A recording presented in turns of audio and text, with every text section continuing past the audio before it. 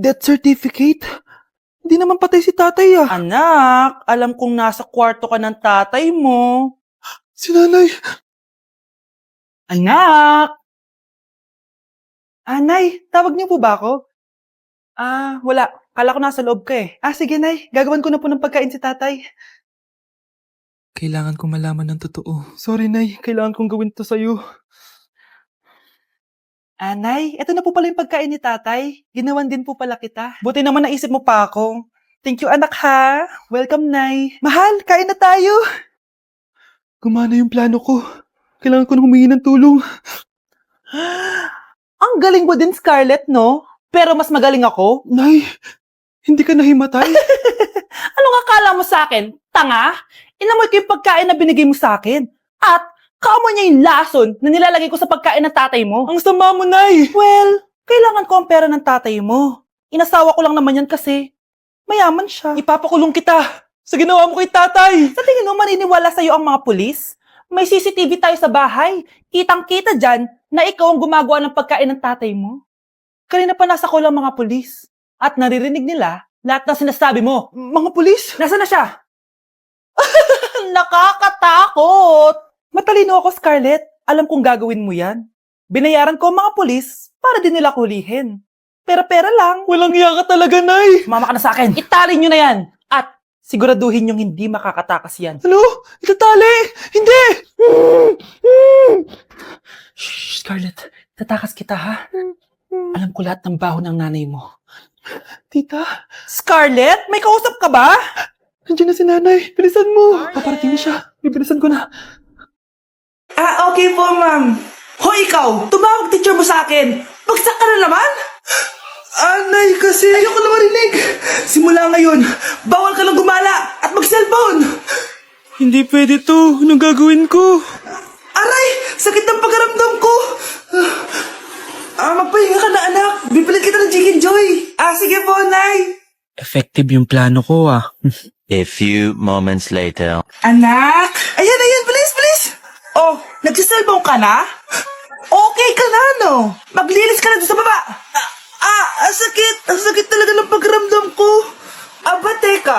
Huwag mo ako niloloko, ha? Magbihis ka na. Pupunta tayo sa doktor.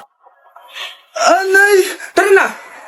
Hello, Doc. Ipapacheck up ko po tong anak ko. Sige, pasok kayo. Ano po nangyari sa kanya? Kasi Doc, palaging may masakit sa kanya. Totoo ba to, Doc? O kunwari niya lang para di siya mautusan? Tignan natin. May malalang sakit yung anak mo! Ha? Mamamatay na siya! Di ka magiging OA, ma'am, meron akong gamot dito, ma'am. Last stock na lang to. Ipainom mo na. Effective yan, ha? Iinumin ko na, Nay, Ayan, Nay. Okay na pakiramdam ko. Ayan, huliin niyo na yan. Ano mangyayari?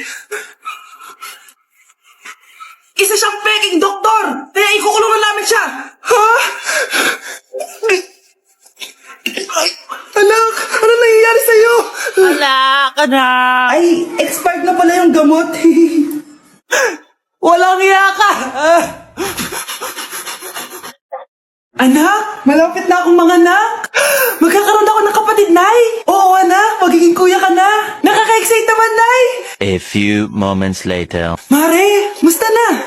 Uy, Mare, buntis ka din pala? Oo, Mare. Malapit na nga akong manganak eh. Sabay pala tayo manganak, Mare. Siguradong mas maganda anak ko kesa sa kanya. Di ka sure. Mas maganda anak ko. Magmamana ba naman sa akin? Sakit na dyan ko. Manganganak ka na? Darling, tulungan mo ako. Anong mangyayari, darling? Manganganak bata ako, darling. Manganganak ka na? O sige, ikaw ka muna doon. Sakit na dyan ko.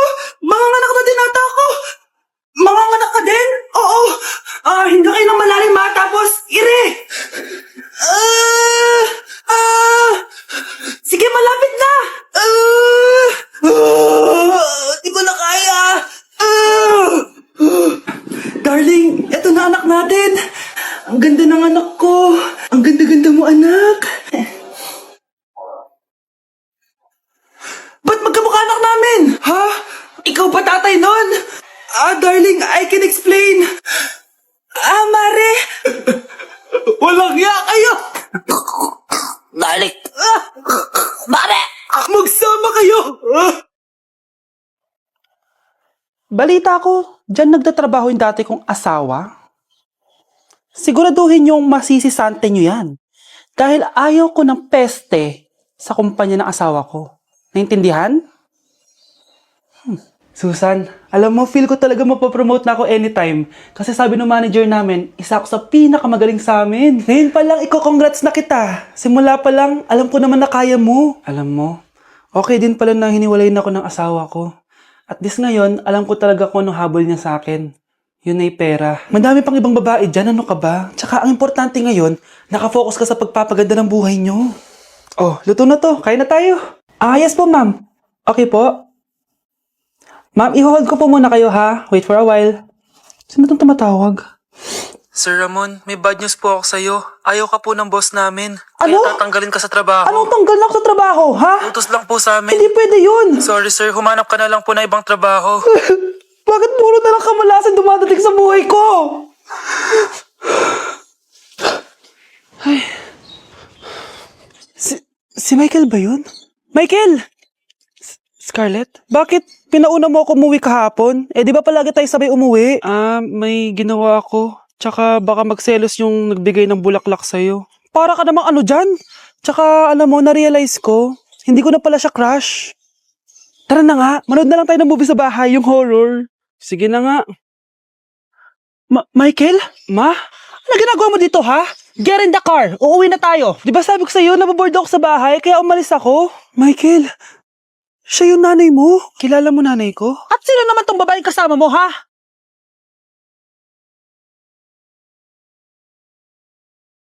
Number 10. Last question na to, class, ha? 10 points to. Sana madali lang itanong ni ma'am. Mukhang mapaperfect ko to Ano? Ang full name ni Jose Rizal. Full name? Akala ko full name niya na yun. Dinuro ba yan ni ma'am? Kung nakikinig talaga kayo sa discussion natin, alam nyo kung anong full name niya. Alam ko lang yung full name ng crush ko. Ano ba kasi full name niya? So wala palang nakikinig sa akin, ha?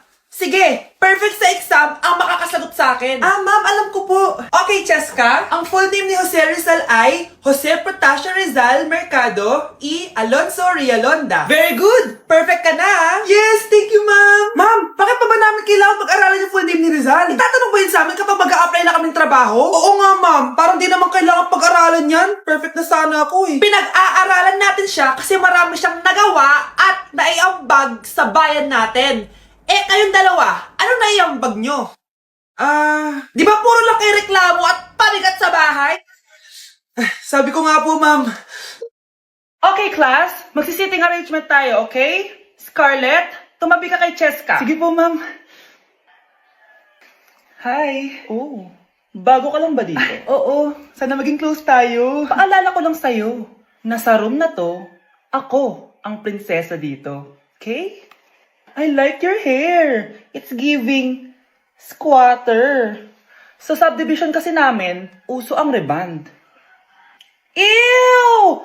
2025 na, naka-Android ka pa din? It's giving blurred cam. So, boyfriend mo pala si Michael? Bakit kanya pinatulan? Sa mukhang yan? Yuck! Ang pangit ng... Anak, tulog na tayo. Oh, napapano ka? Sakit ng tiyan ko dahil ata ito sinuluto mo, Nay. Aba, ang sarap kaya ng niluto ko. Lasang panis kaya, Nay. Bastos ka. Sandali lang, kukuha ko ng gamot. Asan na ba yung mga gamot na yun? Oh, Nay, ano yung nahanap mo? Nag-CR ka? Opo, Nay. Kanina pa ako nandito eh. Ha? Di ba nasa kwarto ka? Ha? Ano pinagsasabi mo, Nay? Wait lang. Sino yung nasa kwarto? Ako rin yun, Nay. Ha? Matagal na akong patay, Nay. Naalala mo pa na nilasan mo ako? Magbabayad ka. Nay, ngita ka? Tinakot mo pa ako, ha? Hindi mo ba alam na may kakambal ka? Oo nga pala, Nay. May kakambal pala ako. Para kang bobo. Ang mahal ng kuryente. Hoy, magtitipid na tayo ha. Nay, pwede mo ba ako mag-aircon? Bawal. Ang init, Nay. Oh, eto, pamaypay. Oh, Anong gagawin ko dyan, Nay? ipokpok mo sa ulo mo. A few moments later. Saraw ka talaga, babe. Papatayin ko yung wifi, ha? Wag, Nay. Kausap ko pa po yung boyfriend ko. Ikaw mamapatay mo ba kung di kayo mag-usap ng jowa mo? Oo, Nay. Kamamatay ko. Sinasabi ko sa iyo, ha? Kalma mo yung mo. Manonood na lang ako ng TV. Ops, bawal manood. Bakit, Nay? Bawal. Ang dami namang bawal. Bawal mag-charge. Magtitipid tayo, di ba? Nay, lupat na ako. Bawal. Saan ko sa charge to? Try mo sa puwit mo, baka mag-charge. Eventually. Tao po, ito na po yung bill ng kuryente. 10,000? Bakit ang laki? Nay! Nay! Nay! Ay, sorry. Sa kapitbahay niyo pala yan. Okay, class. Mag-a-announce ako ng scores.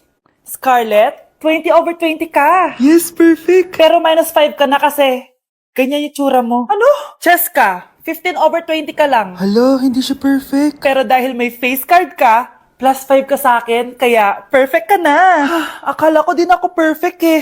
Face card never decline. Bakit may plus points yung pagiging face card ni Cheska? Tapos ako may minus? Porket ganito yung tsura ko? Pinagpuyatan ko yung exam na yan. Oops, may bitter dito. Hindi mo naman kasi magigets yun kasi wala ka nun.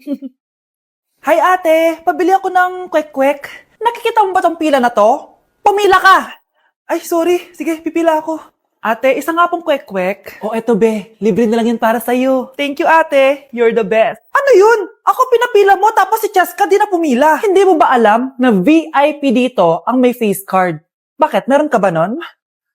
Face card pa lang gusto nyo, ha? Bibigyan ko kayo ng face card. Okay class, mag-exam tayo. Cheska, exempted ka na sa exam kasi may face card ka.